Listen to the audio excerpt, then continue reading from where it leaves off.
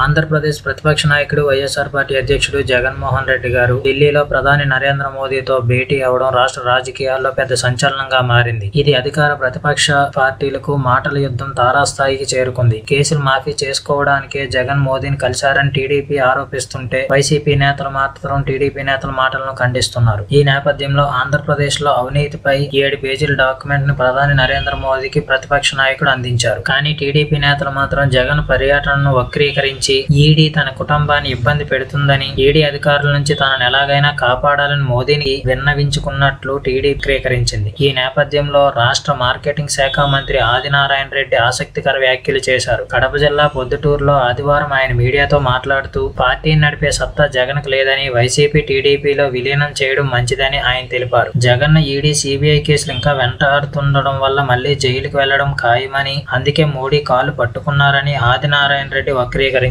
దీనికి వైసీపీ నేతలు కూడా ఘాటుగానే స్పందిస్తున్నారు. ఈ వీడియో కనుక నచ్చినట్లయితే లైక్ చేయండి. మరిన్ని పొలిటికల్ అప్డేట్స్ కోసం ఛానల్ ని సబ్స్క్రైబ్